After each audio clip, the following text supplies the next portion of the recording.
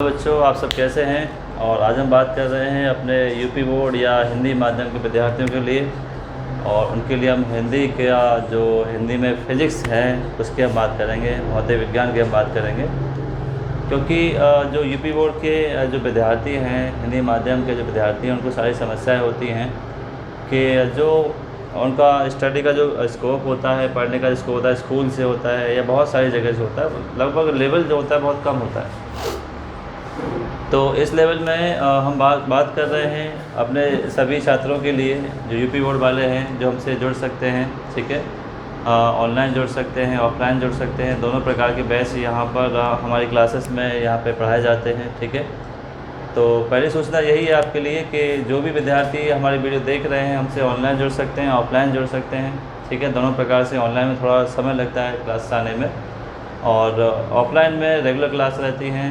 ठीक है, जो भी बच्चे देख रहे हैं अपने दोस्तों तक बता सकते हैं। ठीक है, और जिनको भी अच्छा लगेगा, कुछ डेमो क्लास आएंगी, उनको आप देखना कि किस तरह से फिज़िक्स का जो दायरा है, मैं आपको किस तरह से समझा रहा हूँ। हर एक छोटे छोटे कंसेप्ट को किस तरह से हम ओपन कर रहे हैं और आपकी समझ जो आप बना रहे हैं। ठीक है, बात यह है कि फ़िज़िक्स को अच्छे लेवल से पढ़ना ही आवश्यक क्यों होता है। इसलिए होता है क्योंकि अगर आप फिज़िक्स को अच्छे से पढ़ते हैं तो आगे जो आपके जॉब लेने के चांसेस होते हैं, सरकारी नौकरी लेने के जो अवसर होते हैं, वो बहुत ही अच्छे से आपको मिल जाएंगे। यानी अगर आपको अच्छे से करें, क्योंकि ज़्यादातर बच्चे क्या होते हैं, मोस्टली ये होता है कि आप लोग ध्यान नहीं दे पाते हैं, 11th पे ध्यान कम देते हैं, 12th पे ध्यान देते हैं, और जब 11th का बेस ठीक नहीं होता है तो 12th का बेस कैसे ठीक कर लेंगे। इसलिए परसेंटेज या पासिंग मार्क्स जो होता है लगभग उतना ही रहता है, ज़्यादा नहीं आता है। ठीक है, तो मेरी बात बिल्कुल अच्छे से समझिए, ये आपका फ्यूचर की बात है, और आपका फ्यूचर जब बनता है 11th से ही बनना स्टार्ट हो जाता है। इसलिए 11th से ही आप अपने जो सब्जेक्ट होते हैं, फिज़िक्स होता है, मैथ होता है, केमिस्ट्री होता है, जो भी सब्जेक्ट आप पढ़ रहे हैं, चाहे कॉमर्स वाले हों, चाहे आर्ट्स वाले हों, चाहे साइंस वाले हों,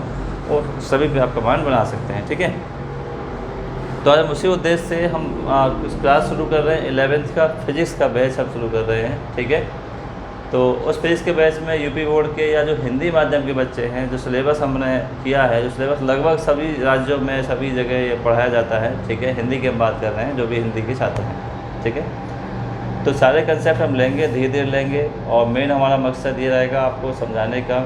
ठीक है, क्लासेस को समझाने का, थ्योरी समझाने का, न्यूमेरिकल समझाने का, कंसेप्ट समझाने का, जो भी उसमें होता है उसको टाइप बाय टाइप अच्छे से करेंगे। ठीक है, सिलेबस भी करेंगे, जो आपके बुक के क्वेश्चंस हैं न्यूमेरिकल है वो भी सॉल्व करेंगे। ठीक है, तो धीरे धीरे हम आपको सब कुछ बताते रहेंगे। फ़िलहाल के लिए सिलेबस क्या है, सिलेबस जान लेते हैं कि सिलेबस क्या है। आपका 11th का जो सिलेबस है, फिज़िक्स का जो सिलेबस है, भौतिक विज्ञान का सिलेबस है, वो मैंने आपको बताया है, नंबर वाइज भी बताया और चैप्टर भी बताया, दोनों बताए हैं, दोनों देख लेते हैं। पहला जो यूनिट वाइज हम देखते हैं, पहली यूनिट मान लेते हैं। पहला जो पार्ट होता है आपका, 2 पार्ट में फिज़िक्स है, भौतिक विज्ञान की जो किताबें हैं, दो आपके पास बुक हैं। ठीक है, तो उन 2 बुक के आधार पर हम मान लेते हैं कि पहले जो आ रहा है 35 नंबर का आपके पास खंड या यूनिट पहला जो है आपका 35 नंबर का है।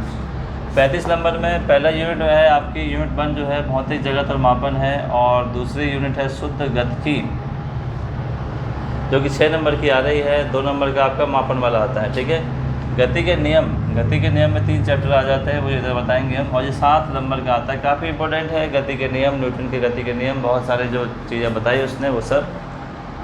और कार्य, ऊर्जा और शक्ति, ये भी काफ़ी इंपॉर्टेंट है। इसमें कार्य के बारे में, ऊर्जा के बारे में, शक्ति के बारे में सब कुछ पढ़ेंगे। 7 नंबर का आपको देना है।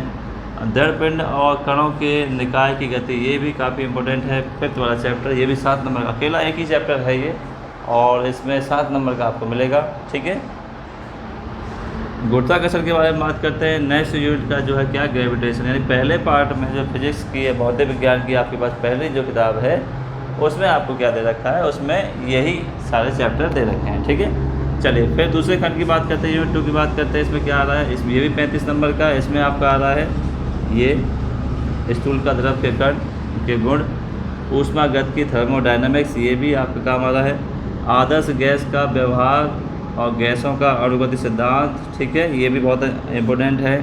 और दोलन और तरंग, यानी इसमें 4 आ रहे हैं यूनिट, चारों में आपका 35 नंबर का ये होता है। यानी ये 4 कर लिए 35 हो गया, इसमें से कम कर लें तो भी काम चलेगा। पर पूरी जो फिजिक्स की यूनिट है आपके लिए इंपॉर्टेंट है, सब कुछ जानना चाहिए, पहली बार पढ़ रहे हैं आप इसलिए। ठीक है, अब मानते चैप्टर वाइज देखते हैं, आपको चैप्टर वाइज हम किस तरह से आपका आज जो सिलेबस जो स्टार्ट करेंगे चैप्टर के अकॉर्डिंग।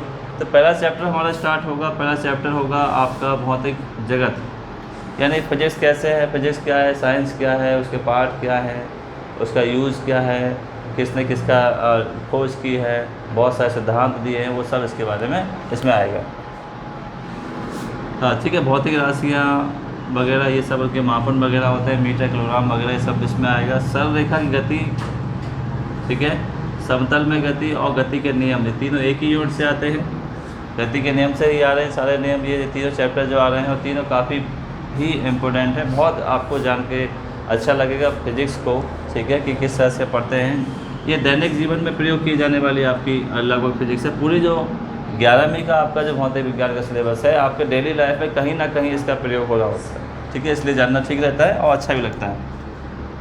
फिर उसके बाद है कार्य, ऊर्जा और शक्ति, ये एक ही सेम है, 4th यूनिट है, एक ही चैप्टर है इसमें।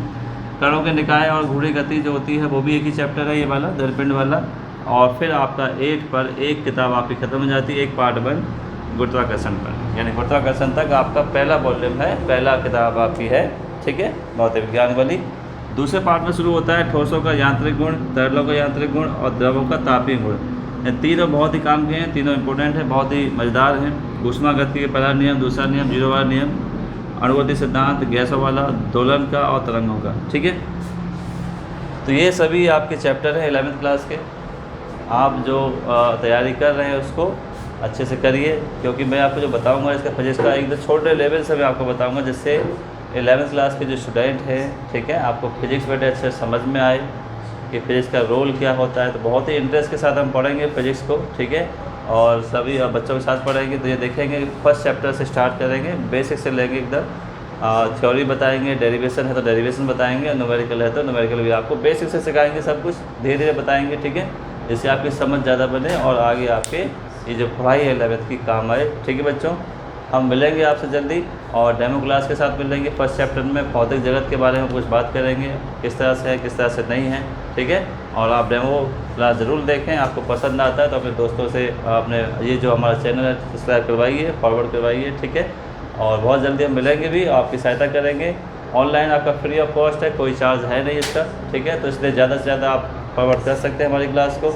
और हमसे ऑफलाइन जुड़ने के लिए हमारा कॉन्टैक्ट नंबर में लिखा हुआ है, आप फ़ोन करके जुड़ सकते हैं, जो भी हमारे आसपास रहते हैं, ठीक है। फिर मिलते हैं डेमो क्लास के साथ बच्चों। Okay, thank you.